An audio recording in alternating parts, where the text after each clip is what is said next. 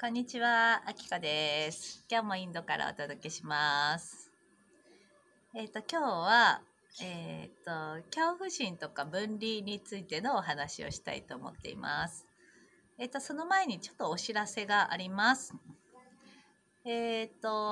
週の土曜日の23日ですね、に、レムリア祭りっていう、夏至祭りみたいな、夏至カオス祭りのような感じで、スターシードメンバーにそのレムリアの世界観を表現してもらうっていうことを、やります。またどのぐらいの長さになるかちょっと分かんないんですけど、こちらのチャンネルで23日土曜日のお昼ぐらい、午後になると思うんですけどやりますので、また告知しますけれども、ぜひぜひ皆さん結構こうなんだろうな、夢の世界みたいなほんわかした時間になるんじゃないかと、お昼のね、アフターヌーンティーみたいなそんな感じのぼんやりしたふんわりした世界になるんじゃないかと、時間になるんじゃないかと思いますけど、よかったら皆さん見ていただけると嬉しいです。また詳しくお知らせします。あと、今週の水曜日に来月の9月の5日に超宇宙フェスっていう穴口恵子さん主催の、宇宙フェスに参加しますので、それについてのライブ配信を今週の水曜日の10時半からって言ってたかな。だからいつものライブですね、地球ヒーリングライブの後にちょうど始まりますので、よかったらそちらのライブの方も見ていただけると嬉しいです。いろいろその超宇宙フェスの内容とか、こんな感じでやりますみたいな感じのところを穴口さんと、あとよしさん、グレゴリーさん、私で、それについてお話ししますので、よかったら見ていただけたら嬉しいです。で、今日はすいません、いっぱい告知が忘れないうちに。で、恐怖心と分離についてですね、お話ししたいと思っています。このね、やっぱり恐怖心とか分離っていうのは多いんですよね、地球ってものすごく。で、いいんだよね。でもだからやっぱりコロナのこともやっぱ恐怖心がすごく出てきたり、あぶり出しがすごい出てきましたから、いろいろ統合して手放してったりとかね。未だにね出てきたりすると思うんだけど、こういうので書き換えとかがすごく有効だと思うんですけど、やっぱりもうこのパターンから外れる時なんだと思うんですよね。でね、今までの地球っていうのは結構そのコントロールされてたと思うんですよ。大きい目で見た時に私たちは、宇宙から来て地球っていうところを体験してて、いろんなことが叶ってしまう高次元の、高次元とさ、低次元というか、地球っていうのは次元としては低い次元っていうところを体験してたわけで、高次元がすごくて低次元がすごくないとか、そういうわけではなくて、体験したいことがそれぞれの場所で違っている次元が、それぞれの次元で私たちが自分で体験したいところの次元を体験しているっていうことなんだけど、今までの地球のパターンっていうのは低い次元の体験をしていたっていう星だったんですよね。で、ここのパターンがこれからもう今もそうなんだけど、高次元になってきて宇宙的になってるっていうのは、もともと高次元だから私たちは高次元に地球がなってきてるんですけど、私たちの持っているパターンっていうのが結構その低次元のパターンを持っているっていうところがあるんですね。で、どういうふうに低次元で地球っていうのはそのコントロールというかされてたかっていうと、恐怖心なんですよね。恐怖心をやっぱり持たせるような感じのところに人っていうのはすごく反応するんですよね。で、そこでそれによって何かが起こるとかね、コロナとかもそうだと思うし、それによってほら、なんていうの、新しい自分に目覚めるからいいんだけど、いつまでも恐怖心に浸っていなくていいってことだね。だからそういうことって反応しやすいっていうことだから、大きい目で見た時に人っていうのはやっぱその恐怖心を持つことによって、なんか私はなんで生まれてきたんだろうとかね、なんていうの、自分を振り返るっていうことがあるから、それは一つのパターンとしてはいいんだけど、もう一つのパターンとしてはやっぱりコントロールしやすいです。だから恐怖心を煽るようなことを発信したりすると、そこに人がこううわってくるんですよね。だから例えばスピリチュアルなことだってなんていうの、恐怖心があるようなことを、例えばノストラダムスの大予言とかもそうなんじゃないかな。2000年事件みたいな、なんだっけ、2002年に地球は滅亡するんじゃないかとかさ、ノストラダムスの大予言とかあったじゃないですか。ああいうのですごい多分こういうスピリチュアルなこととか好きな人とかはすごい揺れたんだと思うんだよね。でそれで恐怖心がなんか地球がなくなっちゃうのかなっていうところですごいスピリチュアルな方にたくさん来た人がいるのかもしれないし、あとそれが2012年あたりにもあったんじゃなかったっけ。うん、そういう感じでやっぱりどこか恐怖心、何かが起こるんじゃないかっていうところで人はぐーっとこう意識をなんかそっちに向けることによって、そういう感じでこうちょっとなんていうの、人が注目するようなところに持っていって、目覚めっていうところとか自分っていうものに気がついていくっていうパターンが結構スピリチュアルな目覚めのやり方でもあったりするのかなと思うんですね。あったんじゃないかなと思うんだけど、それをさ、だから一つのきっかけとして恐怖心から来ることで、自分がこう本来の自分に気が付くっていう一つのきっかけとしてはそれはいいと思うんだけど、その後にずっと恐怖心を持つ必要はないっていうことなんですよね。なぜならこれはパターンだから。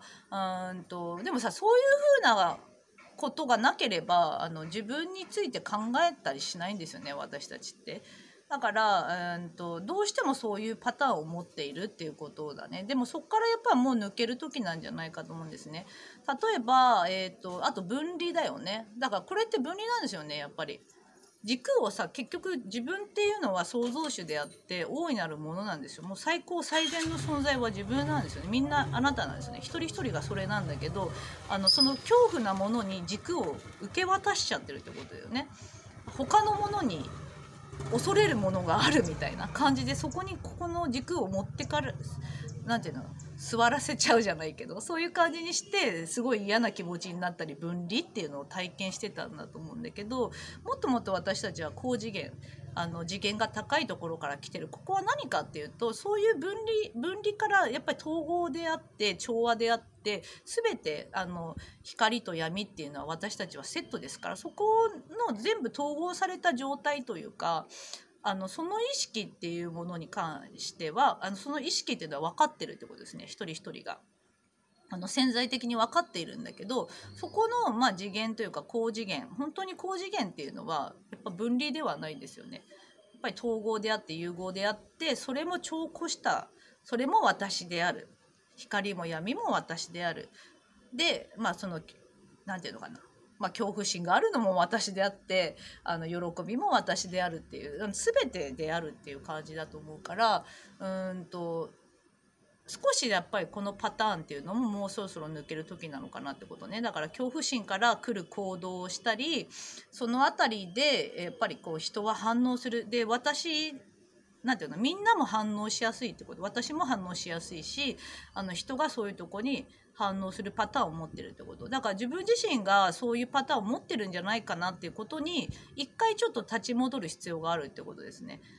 コントロールしやすいんですよ、こういうことってすごい。だから私が例えば皆さんみたいな、これから大変なことが起きますから、なんていうのかな、ちゃんと話を聞いてくださいみたいな、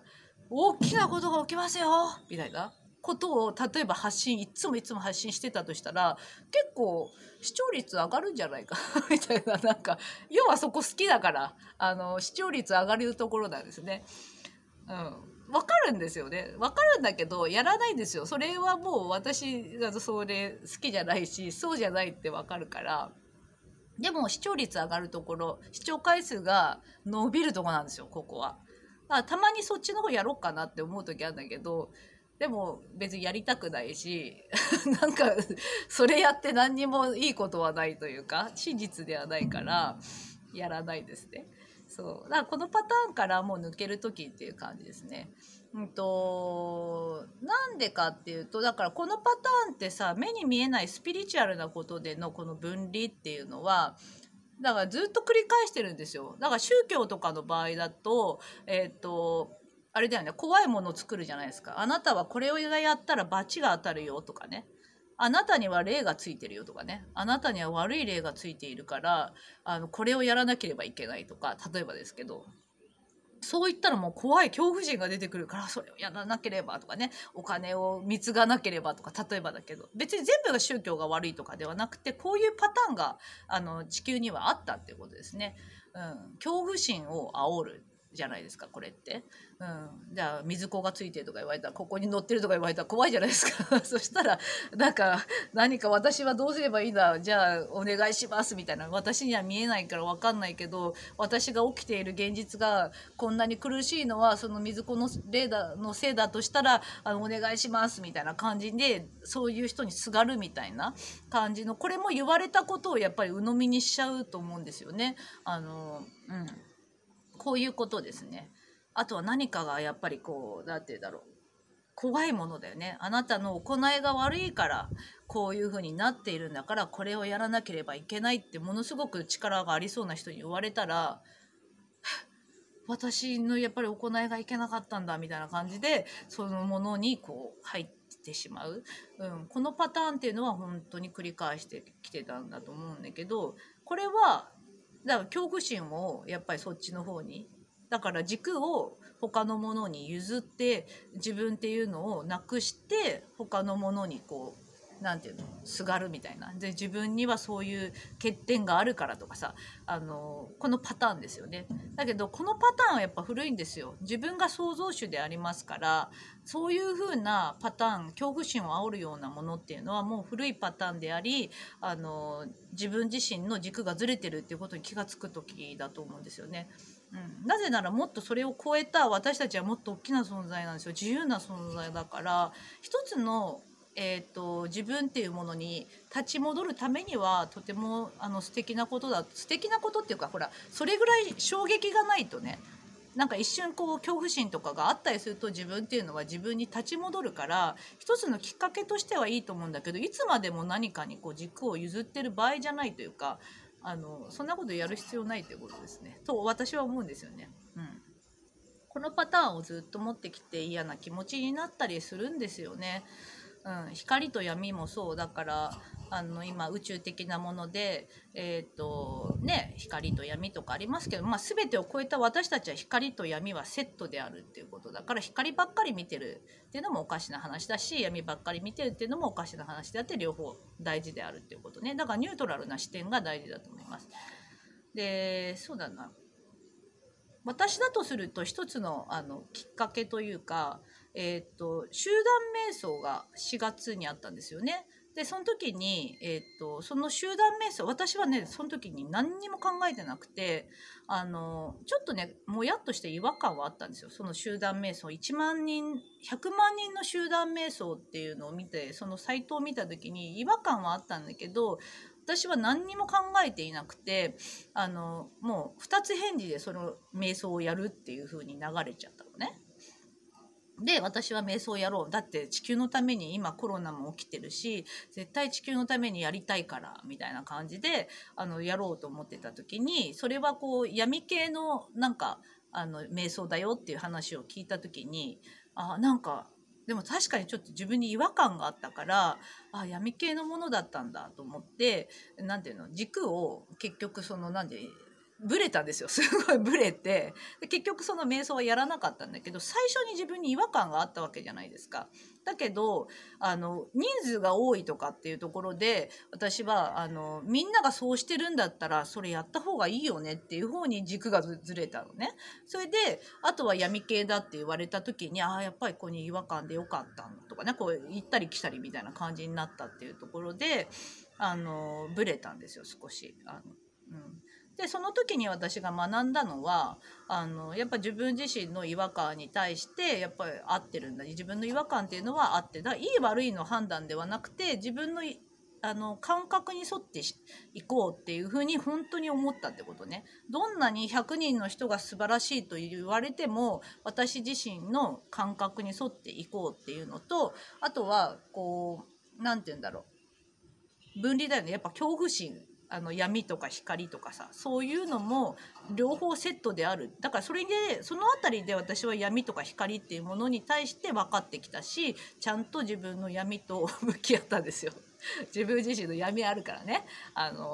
んだっけ、インナーチャイルドとかさ、だから恐怖心に自分が反応する部分もあるし、地球の中のそういうもののパターンっていうのも見えてきたっていう感じだから、今はニュートラルな視点で、物事を見ることができるし、だからいい悪いの判断はもう一切しないんですけど、このパターンがやっぱりあるなっていう感じで